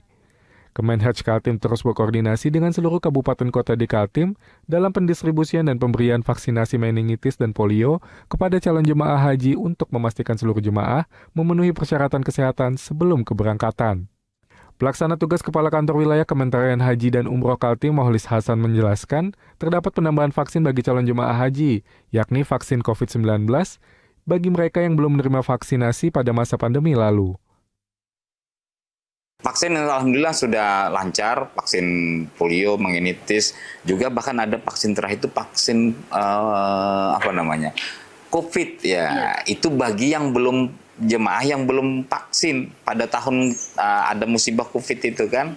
Nah itu dimintakan vaksin COVID dan kesehatan sudah memfasilitasi itu. Tapi kalau sudah jemaahnya sudah kemarin waktu kejadian musibah tahun 2022 atau 2000 itu tidak perlu vaksin lagi. Selain langkah preventif dari sisi kesehatan, Kemenhaj Kaltim juga terus berkoordinasi dengan petugas penyelenggaraan ibadah haji yang bertugas di dalam negeri maupun di Tanah Suci. Koordinasi ini meliputi pengawasan kesiapan transportasi, konsumsi, serta akomodasi penginapan bagi jemaah. Zain Fahreza dari Samarinda melaporkan.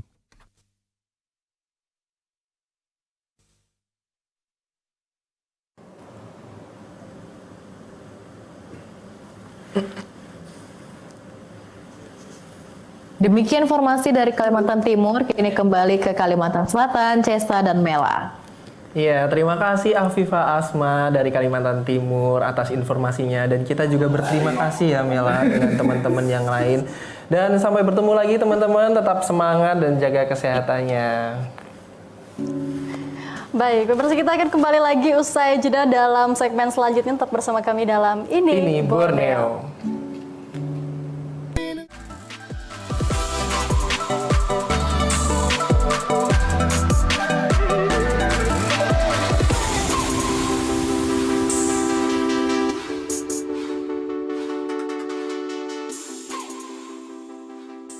Oke, pemirsa, masih bersama dengan Mela dan Cesa dalam Ini Borneo.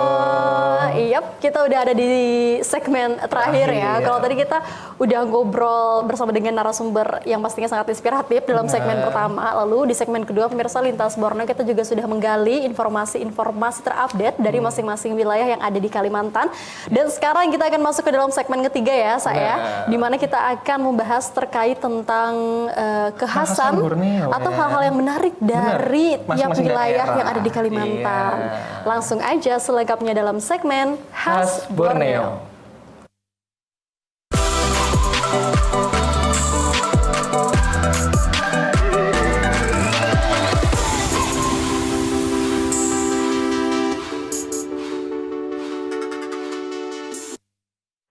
Baik pemirsa, kita masuk ke informasi yang pertama. Pemirsa, tahukah Anda, di kota Banjarmasin terdapat galeri yang menyimpan koleksi potret seputar kehidupan masyarakat Banjar dalam satu tempat yang strategis. Ya, betul sekali Cesa dan pemirsa, yakni di Menara Pandang Siring, kota Banjarmasin. Berikut liputannya untuk Anda.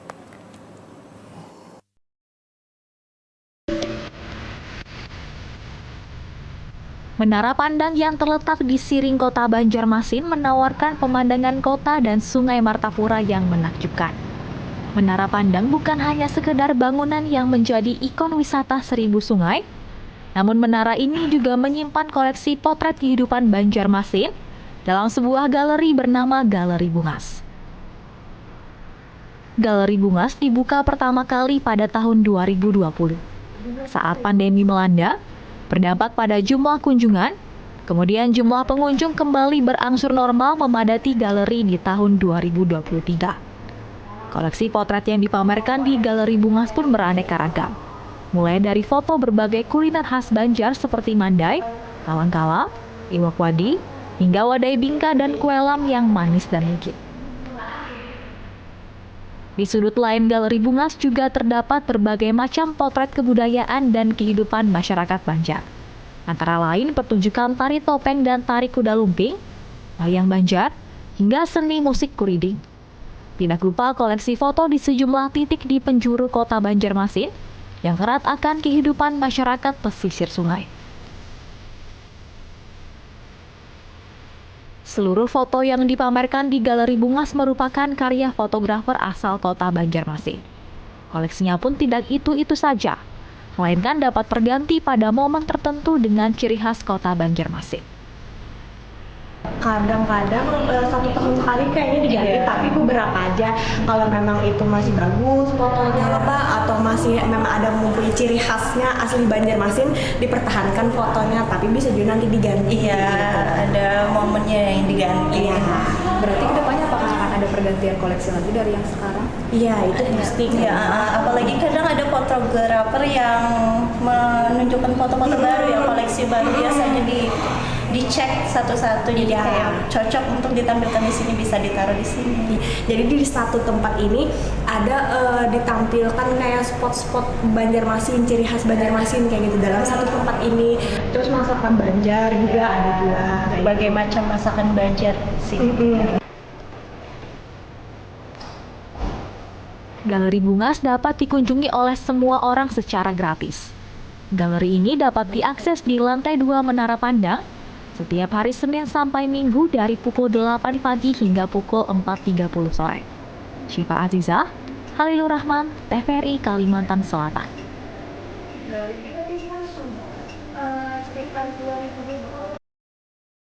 Mana nih, kamu udah pernah ke Galeri Bungas belum? Kebetulan belum nih Mela, mungkin kapan-kapan ya ke sana ya.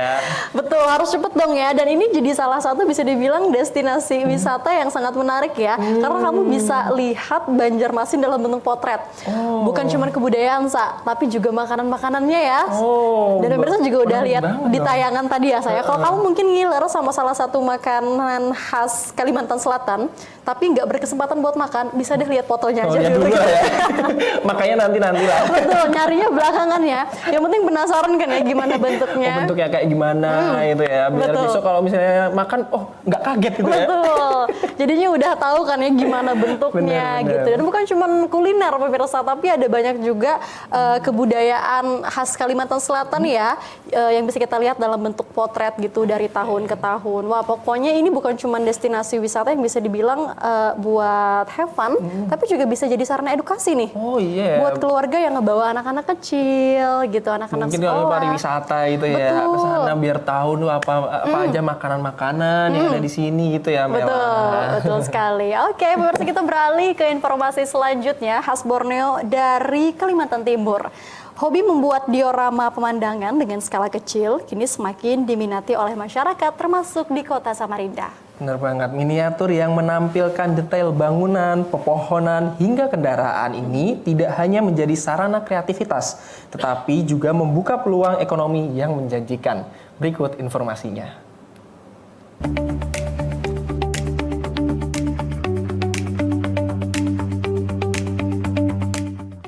Diorama mini scale dengan perbandingan 1:64 menghadirkan replika pemandangan yang detail dan realistis.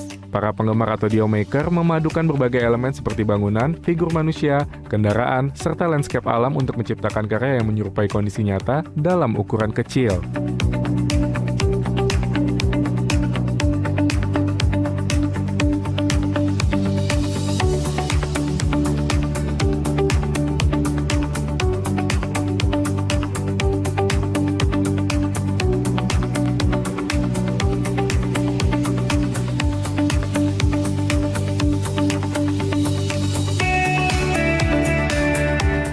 Salah seorang kolektor diorama, Amri Husni, menyebut minat masyarakat terhadap hobi ini terus meningkat pesat. Tidak hanya sebagai koleksi pribadi, diorama juga mulai dilirik sebagai produk bernilai jual tinggi, terutama bagi yang memiliki keterampilan dan ketelitian dalam pembuatannya.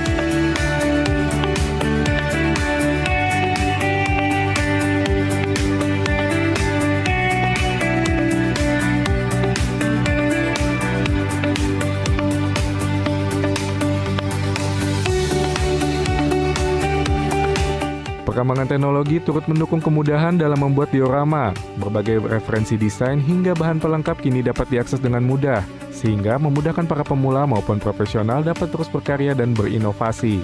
Dengan kemudahan ini turut mendorong pertumbuhan komunitas diorama sekaligus meningkatkan kualitas karya yang dihasilkan para diomaker lokal.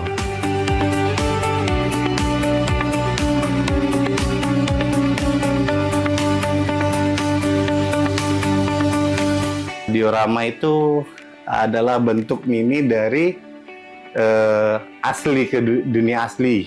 Jadi kita pengen punya imajinasi tentang suatu tempat, suatu bangunan, dan suatu momen, ya biasanya kita abadikan dalam bentuk diorama. Makanya saya tertarik dengan diorama dan mini scale ini, yaitu kadang kita nggak mampu saya beli mobil aslinya ya kan, nah ya saya koleksi mobil miniatur mini scale-nya skala 1:64, baik dari figur, mobil maupun bangunannya, semua skala 1:64.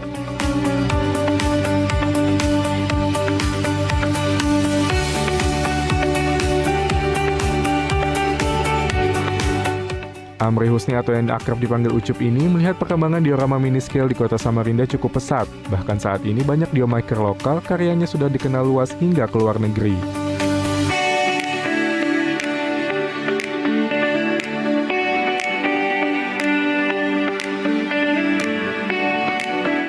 Harga satu unit diorama cukup bervariasi tergantung tingkat kesulitan dan detail yang dibuat.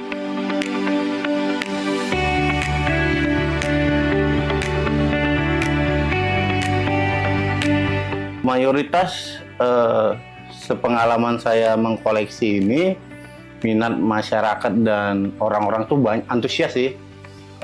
Diomaker di Indonesia tuh banyak, sampai diomaker dari Indonesia ini jualnya ke luar negeri. Harganya juga lumayan pricey. Range-nya kita sih dari 350.000 sampai yang 15 juta ada orang jual diorama. Tergantung dari tingkat kesulitan dan detailnya.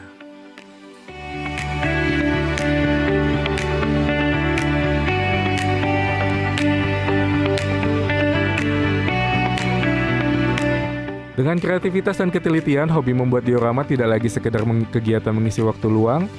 Banyak pelaku yang mulai serius menekuni bidang ini sebagai sumber penghasilan tambahan hingga usaha utama.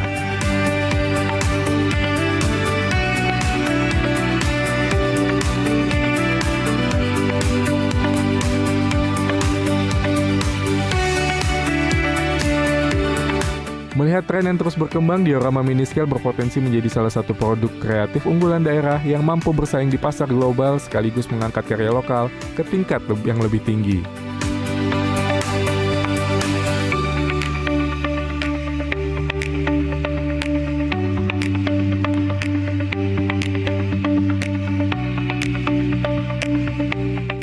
Chris Asrul dari Samarinda melaporkan.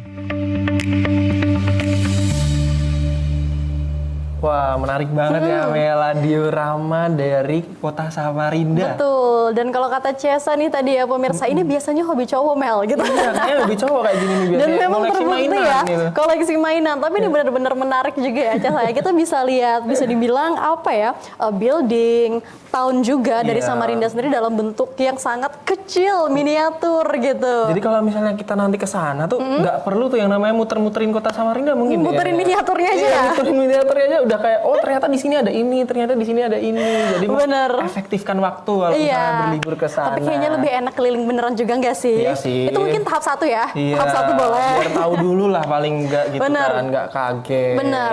Dan ini juga benar-benar bisa dibilang salah satu hal yang sangat kreatif ya. Dan juga tadi kita udah lihat sama-sama sesuai dengan tayangan tadi ya, Sa.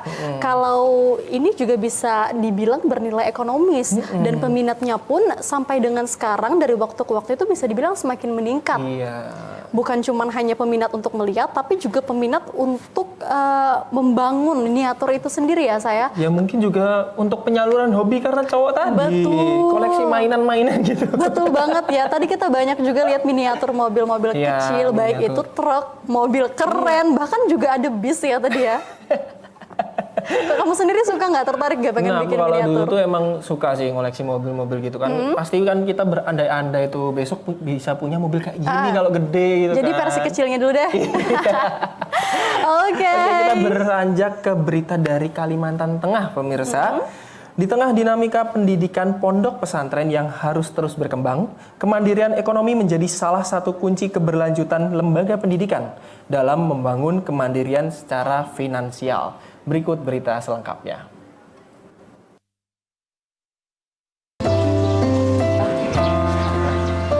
Rumah produksi yang masih sederhana ini mampu menghasilkan kurang lebih 3.700 roti setiap hari. Prosesnya dikerjakan secara profesional dengan melibatkan tenaga ahli di bidang produksi roti. Para santri senior yang akan segera lulus dari pesantren juga dilibatkan dalam kegiatan produksi.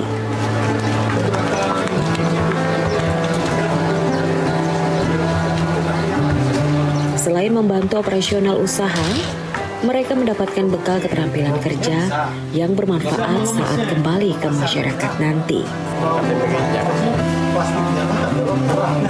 Selain itu, unit usaha ini juga membuka lapangan pekerjaan bagi masyarakat sekitar pesantren.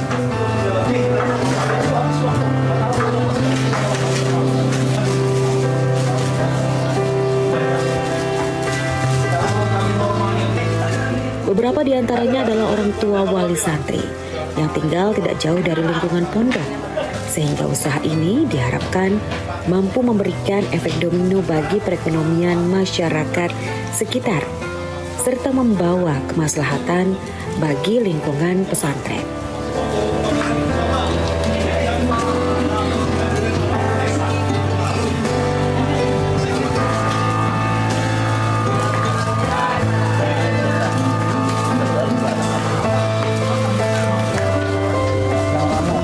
Pengasuh pondok pesantren Darussalam, Guru Muhammad Arsyad menyampaikan, saat ini pondok pesantren Darussalam memiliki sekitar 450 santri, belum termasuk tenaga pendidik dan staf administrasi. Melalui unit usaha ini, pesantren berupaya menopang kebutuhan operasional pendidikan, terutama bagi para santri yang berasal dari keluarga kurang mampu, yang sebagian diantaranya mendapatkan keringanan bahkan pembebasan biaya pendidikan. Selain memenuhi kebutuhan program pemenuhan gizi dalam program makan bergizi gratis di sejumlah wilayah Kota Palangkaraya, roti hasil produksi pesantren yang dipasarkan dengan nama roti pondok juga telah beredar di berbagai pasar tradisional yang berada di Kota Palangkaraya, Kabupaten Kota Waringin Timur, Kabupaten Pulang Pisau, hingga Kabupaten Gunung Mas.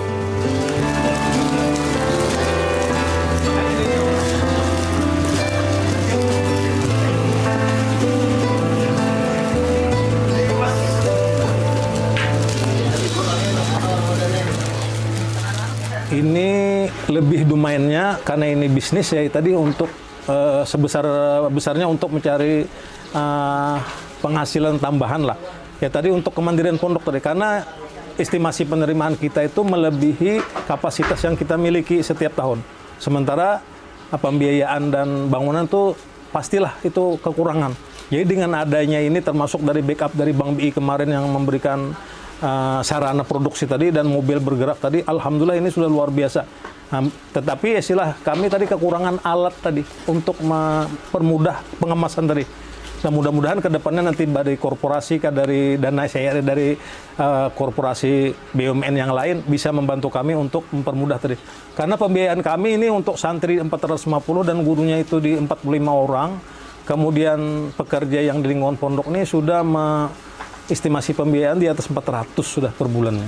Nah sementara kalau kita mengandalkan dengan uang makan santri cuma 600.000 sebulan, SPP 100, ini 70% aja kapasitas pembiayaan itu untuk mengkanter semua itu. Selebihnya dari produksi usaha ini ada peternakan ayam, ada laundry, dan ada juga pabrik rutin yang saat ini berjalan. Juga kantin putra dan putri itu juga membantu karena mereka belanja sendiri. Artinya dari mereka untuk mereka sendiri juga penghasilannya.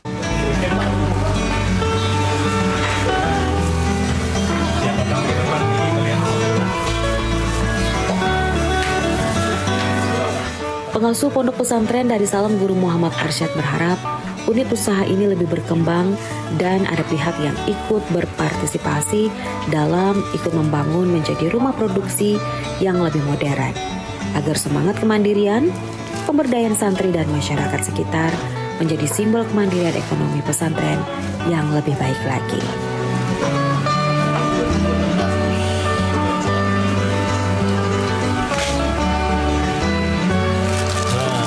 Dari Kota Palangkaraya, Nur Faizin dan Julham Effendi, TVRI Kalimantan Tengah melaporkan.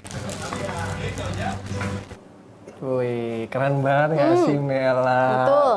Di pondok tapi tetap bisa produktif ternyata. Iya, betul sekali. Dan ini bisa dibilang juga mengajarkan kemandirian sejak usia dini ya. Iya, bener juga mengajarkan mengasah skill gitu untuk berwirausaha. Wow, ini benar-benar bisa dibilang suatu hal yang sangat menarik dan suatu hal yang berkegiatan sangat positif ya, iya, saya. Karena itu nanti kan ketika mereka itu udah mungkin lulus dari pondok, udah dewasa, mereka tuh punya skill lah ya, biar berwirausaha ya. Biar berwirausaha, barangkali mau bikin bakery gitu kan. Itu juga bisa. Jadi tetap ada bekal lah ya dari pondok gitu. Tetap ada yang bisa digunakan untuk mengasah skillnya di situ. Betul sekali, dan ini juga merupakan salah satu kegiatan yang bermanfaat untuk mengisi waktu luang ya. Dan yang sangat menarik lagi nih Sa, ini bukan cuman hanya bermanfaat bagi warga pondok, tapi seperti yang udah kita lihat tadi juga berdasarkan liputan tadi, bahwa ini juga membuka peluang bisa dibilang kerja ya bagi warga setempat. Iya, jadi memberdayakan masyarakat sekelilingnya juga, di mana ininya pasti akan memajukan warga di sekitar pesantren tersebut, begitu. Jadi kalau misalnya mungkin yang mungkin gabut mungkin ya di sekelilingnya bisa bekerja juga di situ, diberdayakan. Karena jadi namanya proses produksi gitu mah kan. banyak banget ya, bukan cuma masalah mengolah doang ya Apalagi saya. roti udah ngadolinin tepungnya dulu. Terus habis itu di bagian oven. Bener, di bagian oven. Terus setelah itu di bagian membungkus juga. Banyak loh di situ. Betul banget. Oke deh pemirsa, sekarang kita beralih ke Kalimantan Barat. Ini informasi terakhir untuk khas Borneo pada hari ini. Tradisi pernikahan Melayu tidak hanya kaya akan nilai budaya, tetapi juga membuka peluang ekonomi bagi masyarakat. Nah, salah satu yang kini semakin diminati adalah pokok telok. Hiasan khas yang identik dengan prosesi pernikahan adat Melayu kini hadir dengan berbagai warna dan juga hiasan. Berikut berita selengkapnya.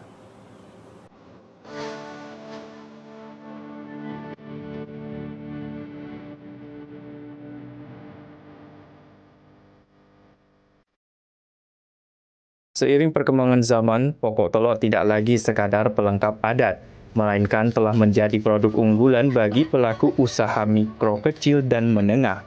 Salah satunya di kota Pontianak yang saat ini terus memproduksi sejumlah pesanan para pelanggan. Permintaan pokok telok terus meningkat, terutama saat musim pernikahan. Hal ini dimanfaatkan oleh para pengrajin untuk mengembangkan usaha kreatif berbasis budaya lokal. Beragam inovasi, mulai dari desain modern hingga variasi warna yang lebih menarik tanpa meninggalkan unsur tradisionalnya. Pembuat pokok telok Mun Hayati mengatakan, usaha pokok telok yang dirintisnya sejak beberapa tahun terakhir kini semakin berkembang. Dan saat ini bahan-bahan yang menjadi pelengkap pokok telok pun semakin beragam, dengan warna nuansa gold masih menjadi andalan para pelanggan. Kakak tuh selalu upgrade ke model-model yang terbaru, dengan bahan-bahan terbaru, dengan kualitas juga terbaru. Misalnya ada yang lagi hit sekarang nih bahannya apa nih, misalnya ada kayak dari kawat bulu, kan sekarang lagi musim tuh orang bikin bunga dari kawat bulu. Nah, itu kakak inovasi, kakak ATM, amati, tiru, modifikasi, dijadikanlah karya pokok telok gitu. Kalau yang tuh 2026 kebetulan yang best seller yang model ini dari bahan foam Eva Glitter ini.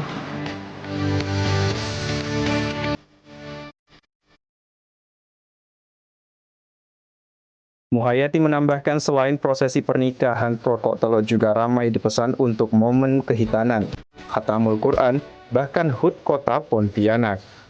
Dari Kota Pontianak, Septa Haryati melaporkan.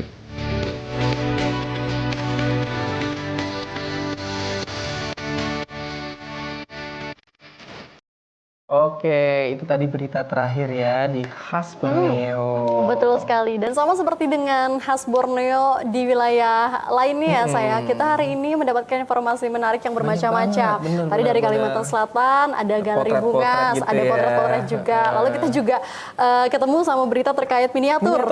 Diorama gitu. Hobinya cowok-cowok biasanya, mainan-mainan kayak gitu. Itu benar-benar biasanya tuh kalau cowok anak kecil dia pasti seneng banget. Iya. Seneng banget main-mainan kayak gitu ya. Lalu yang ketiga tadi kita ada ngebahas terkait tentang yang pondok pesantren buat roti itu tadi. Betul, yang berwirausaha ya. Dan yang terakhir pemirsa ada ngebahas terkait salah satu tradisi ketika menikah yang ternyata sekarang bukan hanya sekedar budaya ya, tapi juga bisa dibilang ini sebuah hiasan yang sangat-sangat diminati oleh masyarakat sekitar begitu. Dan bahkan desainnya bukan hanya tradisional lagi katanya, tapi juga dimodif dan menyesuaikan dengan modernisasi. Iya, seperti kayak narasumber kita tadi ya mungkin ya, yang menggabungkan budaya-budaya yang dulu, terus habis itu digabungkan dengan tren-tren mungkin yang sekarang, mungkin ya seperti itu. Betul sekali. Baik pemirsa, sudah lengkap ini Borneo hari ini. Kita sudah masuk dalam segmen obrolan inspiratif, lalu ada juga segmen lintas Borneo, dan terakhir ada segmen khas Borneo. Dan itu artinya Cesa, kita sudah tiba di penghujung ajang ini Borneo nih. Iya,